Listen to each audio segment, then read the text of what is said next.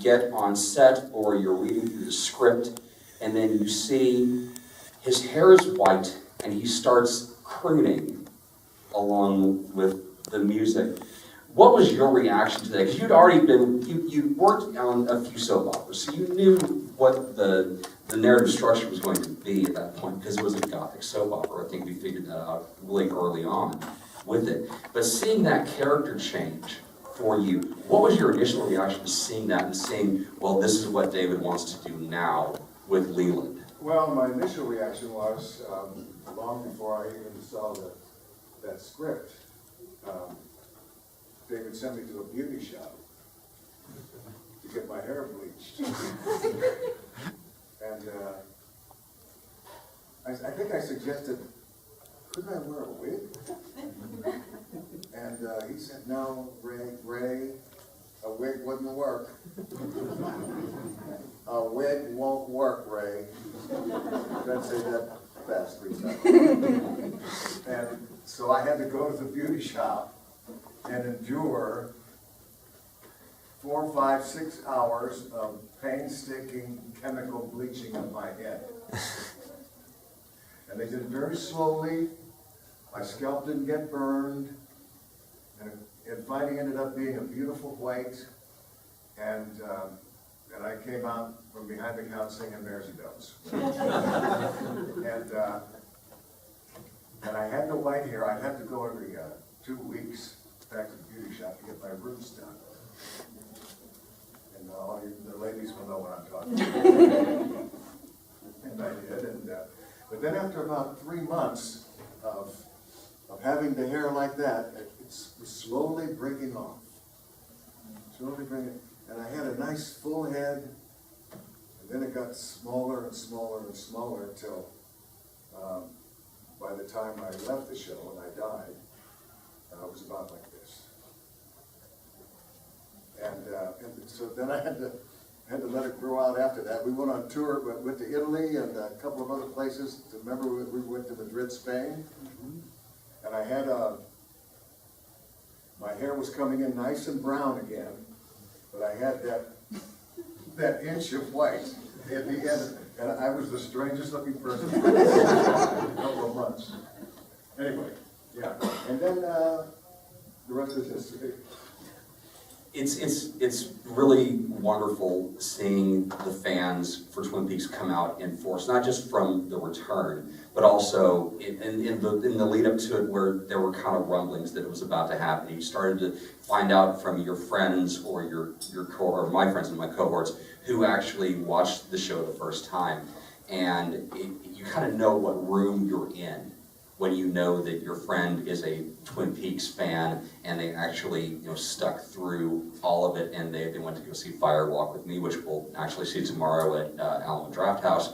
And a lot of that is due to, obviously, David's vision and the scripts, and especially in that initial run, but also because of your performances, which were so layered into it. There was not a single character there even with Andy, who didn't have a layer to them that you just kind of peeked through. And I'm curious, as you were starting to get the scripts for the show, even before that, we'll go back to the beginning of it, when you were starting to read the casting process, what your initial reactions were to these characters who you had to inhabit for a network TV series that had not really existed in that prime time realm.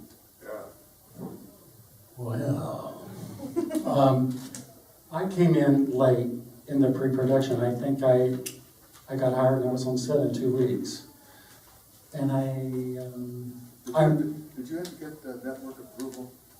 Yes. And David was very mad about that. I got cast by David, and then I got called by ABC later, and I went to the studio and I waited, and then I went into this huge conference room, and it was very intimidating because it was just like in the movies. There were these executives sitting there. The ABC executives. Yeah. ABC was owned by Cap Cities at that time, and it was a very conservative organization, to say the least. I remember Burke, who was the head of the organization, was extremely ultra-conservative, and Twin Peaks really wasn't up his alley. Yeah.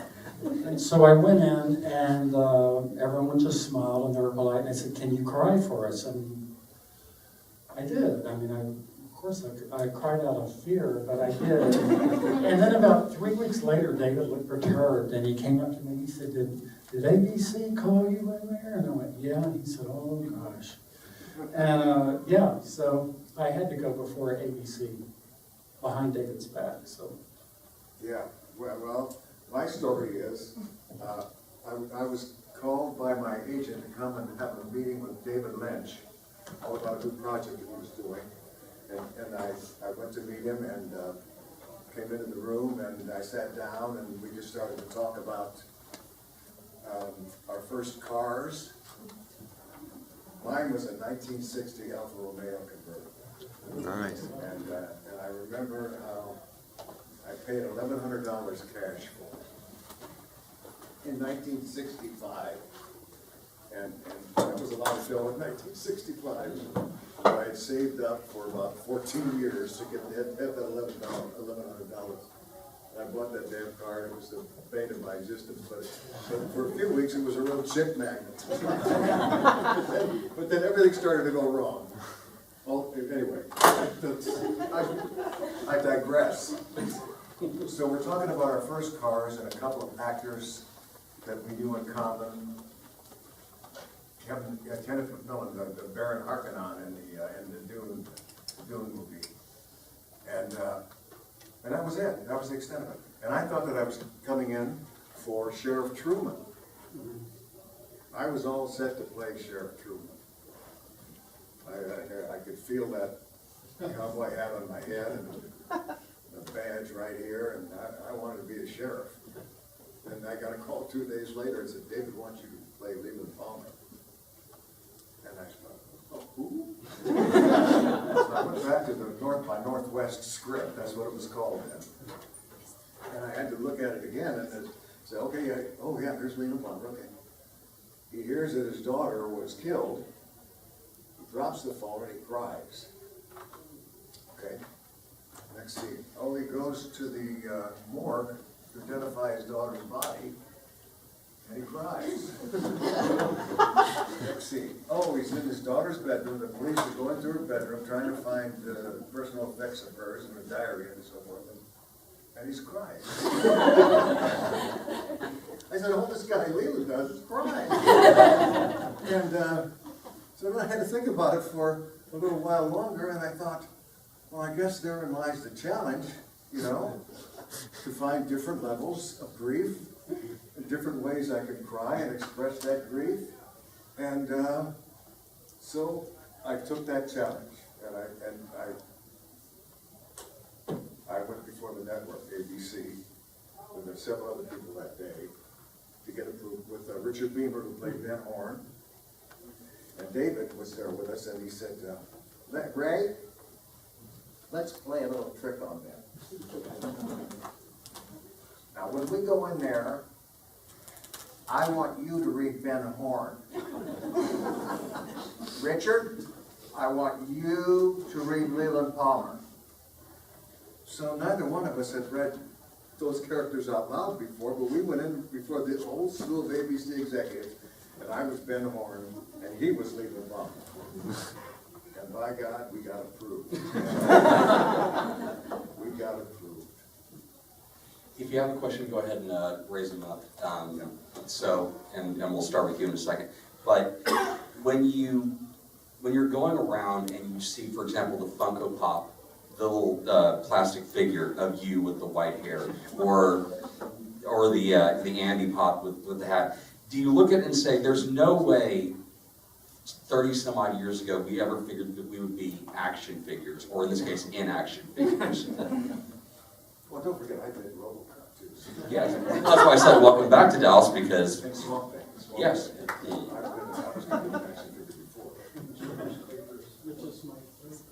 He liked me in Jeepers Creepers. Yeah. I'm on Jeepers Creepers. I'm a big fan of Harry's too, he knows that. We're a mutual admiration society, and always will be. Yep. sorry, did I answer any of the questions? It was a great answer regardless. Okay. We'll start right here. It was such an honor to talk to you two guys outside, and both of you just wonderful. Loved the show, was an original watcher. I know several of the actors had formal music and dancing and singing training. Your voice is so nice, and your moves were so smooth. Did you have formal music and singing training, or was that something you did and picked up over the years? Well, yeah, I'd done some musicals, you know, and also, as a young actor, training in school, I had movement classes and that sort of thing, and plus I was kind of athletic to begin with, no longer, but been many years ago. Yeah, I could do those fresh air moves, and so we had a choreographer on set who gave me all my dance routines, and I had to rehearse them over and over and over again. And it didn't come easy to dance, but some of the dances, but the reindeer dance came pretty easy. I made that up.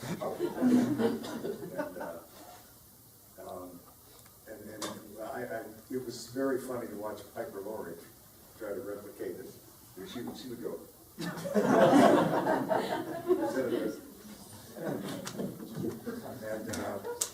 And of course the music. You know, I'm a big musical theater fan as well as I've done some, and I loved all the songs they gave from all the old Broadway shows, you know, from The King and I and Carousel and all those other ones, and I loved on my baseball card it said that Leland has a decent baritone voice. So,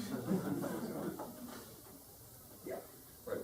Okay, so in season 2, there's this one scene where you're in the hallway of the Palmer house, and you look into a mirror, and you're not seeing you in the reflection, you're seeing Frank Silva as Frank the Killer. Right.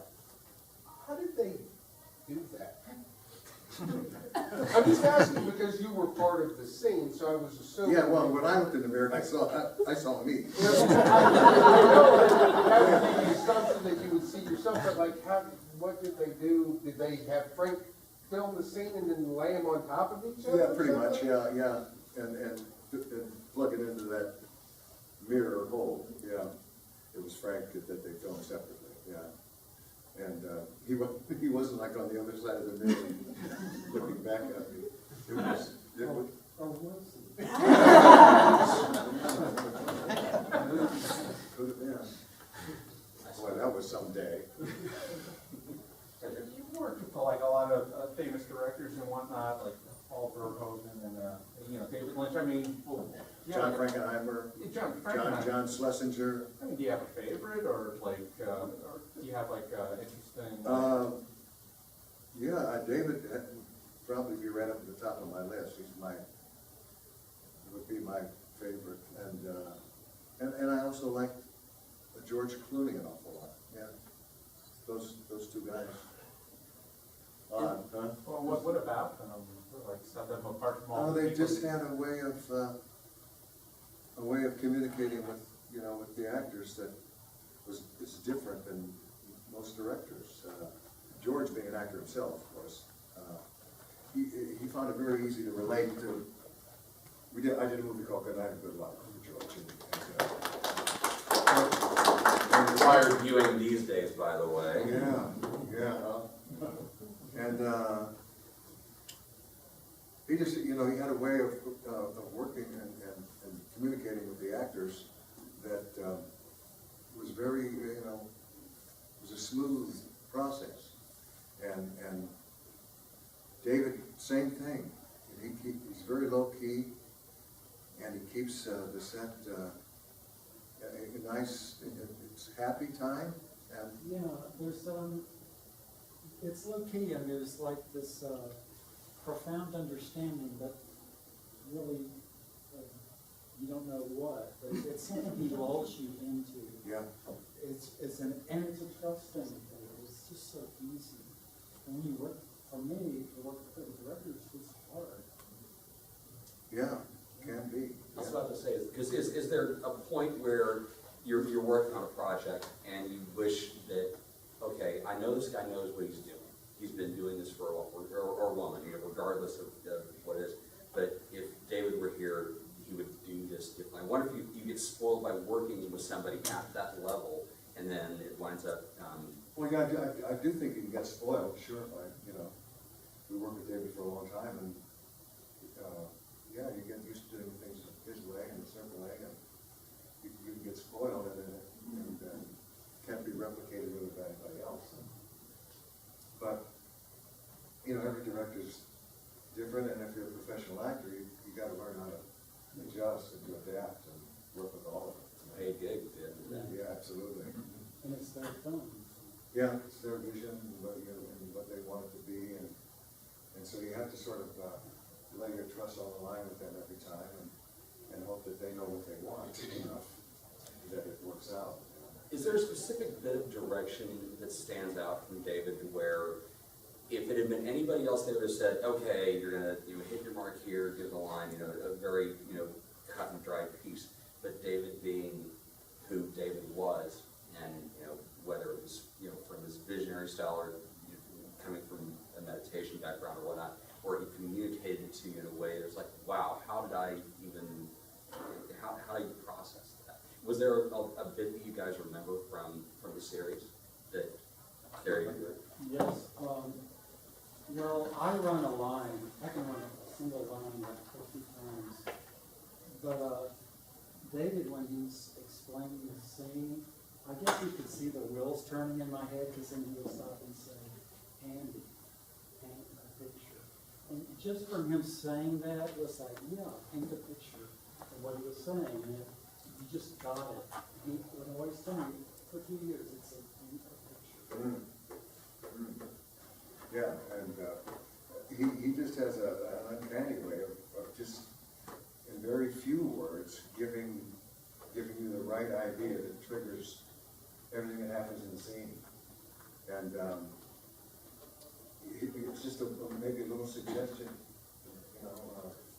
to write, you're going to drop the needle on the record, and when the song starts playing, you're going to pick up Laura's photo, you're going to dance. And, he may not even said it with that many words, but the scene began, and I dropped the needle on the record, and I dropped the picture, and we started going around in circles, and crying, and smashing the picture, and I still have a scar right here. I cut my hand back here, and it was on the picture, and then I saw the blood, and I started finger painting with the blood, and very strange, weird, and wonderful. But those moments could always happen with David, and he loved it when things like that would occur, and he would encourage us to explore it fully every time. Yeah, I get awestruck thinking about it. Everyone has a David Lynch story who's worked with him, something that he's said or intimated to them that strikes them profoundly as far as understanding something or doing something for them. Everyone does have a story. They're never the same. So I don't like the word psychic, but I mean, it's just this knowing he has with people in general. He's a connector. Mm-hmm. And his vision is one which entails going beneath the surface of everything.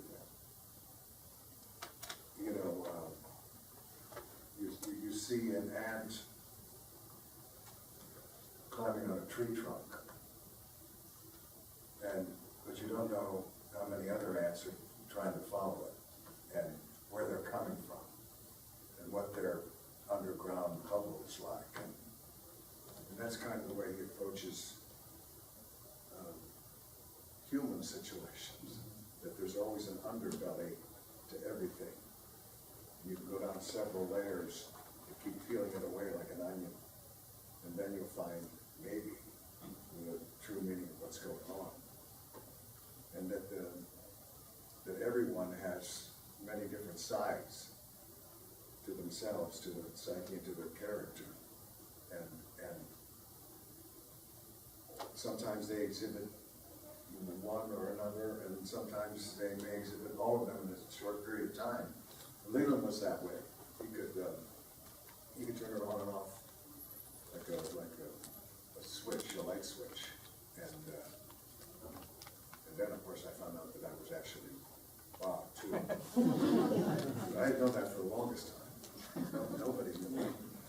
And I kept praying that the killer of my daughter was not me. Because I had a little girl at the time, she's only 2 years old. And the whole idea of my killing my daughter was anathema to me, and I was almost ready to quit. I wasn't gonna, if it was me, I wasn't gonna do it.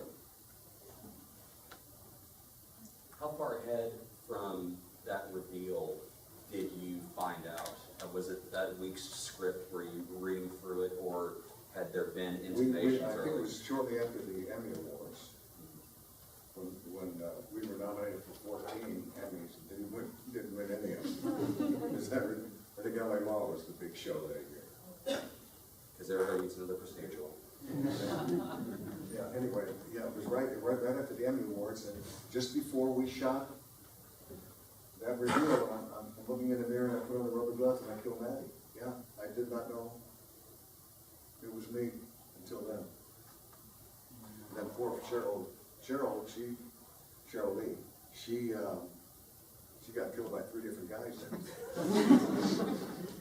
She got killed by Ben Horn, she got killed by me, Lynn Palmer, and also by Frank Silva, Bob, because David he didn't even want the crew to know who the real killer was. That poor girl had 14 hours of a beating. She took a beating that day. By the way, in case you didn't hear why Cheryl's not with us, you know about the massive wildfires that are burning through Los Angeles right now. Her home was affected by that. So, did we actually set up? We set up we did set up the GoFundMe, or Yeah, whatever. well, I see, for example, that people are leaving money. Yeah. Yeah. So if you're able to help, because everybody who's in the path of that fire is losing everything. It's not just Off topic, how much fun was working on Reaper? Oh, the greatest fun in the world. I get mixed up in this Twin Peaks talk. Oh yeah, I played the devil on television in Reaper for a couple seasons on the CW network, and I wish I was still playing that role today. Me too. I loved it. I loved it. I loved it. It has a lot of like hardcore people who, if you watch the show for 1 hour, you got into it immediately. Yeah, And with everything, but they had the CW didn't get it. yeah, and this, it was pre-streaming, so you couldn't binge it at that point or any of the rest of it. We didn't have enough Gossip Girls. If you had the chance to go back, if somebody said we're going to do a 2-hour movie, we're going to do a 6-hour limited Oh, I love it, Netflix yeah. in a heartbeat. Oh God, yeah, Yeah. yeah. I mean, God. No. Sorry. That's what I loved about that show. Like it was so irreverent, but it was reverent too, because the Satan that I played loved God, and was just in a snit because God didn't love him anymore. You know, and he couldn't eat a banana split because the ice cream would melt. Just, you touch it, it would be gone. Sincerely, if you've not seen the series, it's so much fun. And Tyler Levine just kills it. Tyler Levine is great. Yeah. Yeah. Just that whole cast was just so much fun. Yeah. Right here. Yes, this question here is for Mr. Ray Wise. I'd like to know, what was it like to be voicing Commissioner James Gordon from Batman the Killing Joke, and did you enjoy voicing that character? Oh yeah, I voiced Commissioner Gordon on Batman the Killing Joke. Yeah, and yeah, it was an unusual request. They asked for me, and I never expected it, but I threw myself into it wholeheartedly, and wish now that I had played Commissioner Gordon in the movies. Yeah. But Gary Oldman was wonderful too, and he's a fine actor, so I can't complain about that. Well, look, they reboot Batman every 3 years anyway. So we're I still got got a shot. Still maybe. Get you some. You could, you'd make a wonderful Joker. Actually, no, there was a podcast that I guested on, and your name came up for Riddler. Oh, Riddler, you'd be a perfect Riddler.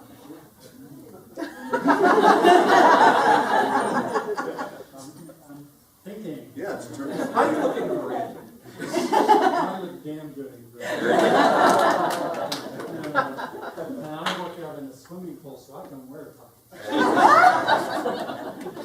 Yeah. But now it's not even like Riddler anymore. Now it's like the realistic bodysuits. Where's Dalen? There's a guy here who's an amazing Aquaman, and he's got this massive bushy beard, and he's got the armor stuff on. Oh, yeah, I saw him. He's Yeah. got the trident in his hand? Yeah. Really fun. Right here.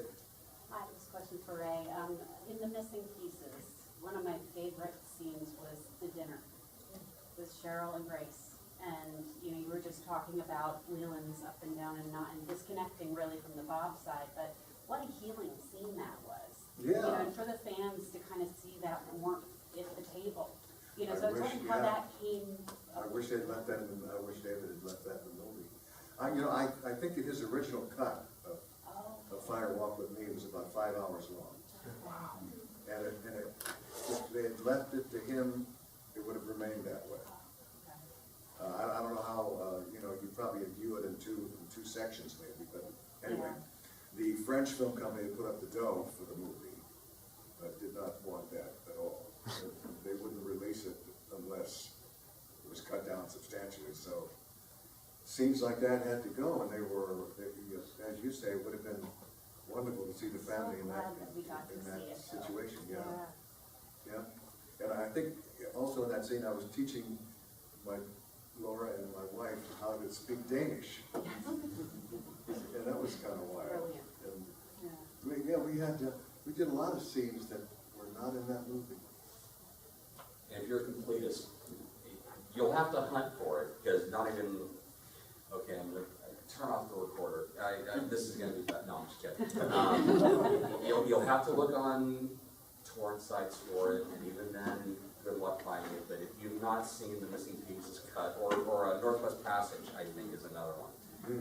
Just where somebody took the 2 seasons and edited it into a 4-hour narrative. Oh, yeah. Which is just, it's nuts to watch it that way, but it kind of gives you that clarity perspective that if you got lost in season 2, which, was gonna happen, without David guiding it.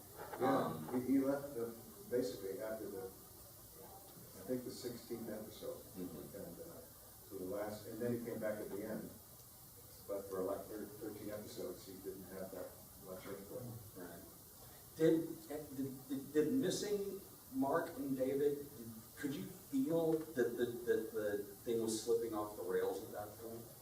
I did. You did? Yeah. I did too, yeah. The story was, to us, the story was very dreamlike, and we were kind of held in suspense about where we were going and what we were going to do. And all of a sudden, the story started to sound a lot like anything you could see on TV. Yeah, It just became like typical television fare for me as far as the script. And, things were resolved a little quicker.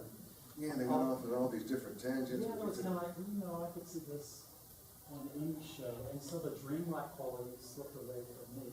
I felt it. And David, he really never wanted to come up with a murderer. He wanted to keep the mystery going, and going, and going, and going, and who knows if it would have ever ended. But the Cap Cities, ABC, insisted that you have to give us a resolution to this story, because we demand it. And that's what the public wants, and that's what we have to give them. And if you turn that recorder off, all 9 minutes. But I'm not. Well, we'll move in a different direction here, Yeah, okay. because everything gets out there on YouTube anyway. we've heard rumblings, again, that after a couple of years, and there's a couple of other projects that David wants to complete, we've heard rumblings that there may be a third run-through on Twin Peaks. Have you heard anything on that area? I would hope you would have. You've been fourth season. Well, for some reason, I always include the full series run as season one, even though it goes through the year break. And it's just my stupid head. It's not stupid, it's a way of looking at it. It's not the right one, but okay. I'm pitching a show, and everyone wants to work at HBO, Showtime, or Netflix. So when I was in the Netflix world, I took it, people said, "Oh, you know, they're interesting." What? And they would say that. So that was really interesting. I mean, the whole building was abuzz that he was in the building. And then last week I saw a story that he wants to read Robert Johnson story, the guitar blues man who sold his soul to the devil to be the best guitar player in the world. And that's why he was in the building. That's what I've heard. So, I can see Robert Johnson existing in the Twin Peaks universe. well, to me, that told me that I wanted to just leave behind as much as you can. Yeah. Because I just want more and more and more. I think we're all greedy like that, at least I would hope so. I just want as much Lynch as I can get. And anything to get him just, But he always said that. I went to a retrospective of his artwork, and in Orange County at the museum, and we spent that evening, everybody there, and we talked about this is before they announced that we're going to do another season of Twin Peaks, and he said, David, you think we'll ever go back to Twin Peaks and the gray? The town is still there. It's still there. So, well, that's great, yeah. I said, but I'm dead. He said, yes, but we can work around that. Yeah. I would just love for them to have more Bowie footage from that bit of it, just to be able to help tie that piece off. And I know there was an attempt to do that with The Return, but also, again, greedy, I want more Bowie and more Lynch. but there could be more Bowie on a shelf somewhere. That's the thing about David. Yeah, Yeah. yeah. Right back here. Two questions. One, just silly. When you guys did the parody on the Psych episode, did they insist that you literally bleach your hair as well, or were you? Oh, no, I wore a wig. How about that? You did it right. No, James Roday and Dule Hill, in particular James, was a big fan of Twin Peaks. And his dream was to do that Dual Spires episode. Which was great. It's one of the best ones. Yeah, and so we did it, and he was able to bring some of us back to do it, and it was great fun. Good show. Yeah. So my second question, did the cast ever discuss all the weird symbolism that he threw in? I mean, a kid entering the door with cream corn in his hand. Did you guys ever discuss that? Oh, yeah. You kidding? Yeah, we discussed about talking backwards all the time. You know? They have to write it out for us, phonetically, backwards, and then when they play it forwards, by God, it almost sounds like words. But yeah, I couldn't understand, why we had to talk backwards. And yeah, there were many moments like that. But it was David, so we fly along with him. Yes, this could be referencing to episode 8. I want to know what was going through your mind after you watched episode 8. Of the new season? Of The Return, yes. Of The Return, wow, yeah. I don't know. I thought it was his masterpiece. Yeah, it was, yeah, it was. I thought it was his masterpiece, and I thought it was pure Lynch. Pure Lynch, It really summed him up in a nutshell. It is literally the most perfect thing you can leave behind that's encapsulated like that, is that episode 8. Yep. There will never be another hour of televised entertainment like that, ever. And we still have, my crew and I still have arguments about what pieces of it mean, and none of us will ever know, and David damn sure won't tell. But it was anybody. stunning. Its effect was stunning. It really. All right, what was that? Right here. Just curious if either of you have any stories to tell about Frank Silva working with him? With Frank Silva, working with him, only that he was probably the sweetest man that ever lived. And the fact that he had to play Bob was really kind of ridiculous. You know, because it was just so contradictory to his own nature. And he really had to work it up to be able to growl. It didn't come naturally to him. And I know that the story is that David saw him hiding on the set behind. Saw his reflection in something where he was somewhere on the set. Yeah, and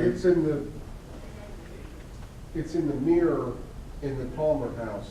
right. You see it in the first episode before Sarah even has a vision of Frank. And he somehow decided to do it because between that and him setting up Laura's room, he saw Frank hiding behind the bed rail. Yeah. And And Frank was a prop man, actually. And he saw his face hiding behind the bed rail, and that gave David the idea. Yeah. Wow. And then I think Bob was born at that second, and the next second, Bob became Leland, and Leland Bob. And I think it all grew out of catching Frank around the bed rail. So that's the serendipitous nature of what went on to Twin Peaks. We never knew from week to week what was going to happen, and we found out the same, just as an audience would. Would you do table reads in the round before going on set, or was it just? Never did table reads. Never did a rehearsal. No. Never, which I love it. I love it. I know that, Ray, I know you're good friends with Cheryl Lee, but that day of the killing, and the 14 hours, they're very intense physical scenes. Yeah. Was that ever awkward, or did you ever want to say sorry sometimes? I mean, between takes, it was just so intense. Oh, yeah, I think I probably said sorry a lot, and I was always very concerned about any kind of physicality that had the potential to get out of hand, and her safety was my primary concern. And so when you see her go down to the couch, and I come over and I start punching her, I'm actually punching a pillow, I'm not anywhere near her. And so yeah, I did apologize profusely with that whole day, and commiserated with her, because we were all emotionally drained. You can only push somebody's face, and it was the picture on the wall from Missoula, Montana, so many times, and it captured it. And it did. All the way to Missoula, Montana. Which, that Missoula is where David Lynch was born. Gentlemen, it is an absolute gas having you here. There's like a ton of things I want to ask you about, Ray, but I wanted to keep it towards Twin Peaks. But there's one thing I wanted to end with. You played the vice president in the season of 24, and there was my wife at the time and I were Master 24 freaks. We're still friends with Glenn Warshauer to this day. But you made this decision, and I don't know if it was yours or the director at the time, because whenever you would be behind a chair, you would caress the chair back in just this weirdly off-putting way. And I'm curious if that was you or the direction you had at the time for that. No, that was me. My own little. Did you plan it, or were you aware that you were doing it? I was aware that I was doing it, but I discovered myself doing it. I started to do it, I discovered it, And then I started, this is all right. I'm gonna show some of a little bit of this character that if you have a good eye, you'll see that there's something going on here. Yep. Because from that point on, my ex and I would say, well, Vice President Chair Fondler didn't want to do it that way. But again, Harry, it's always a pleasure to have you here. Ray, thank you for spending the time with us. And thank you, boys, for both spending the weekend here at Dallas Comic Show. It's an absolute pleasure. It's a gas to have you here, sincerely. Thank you.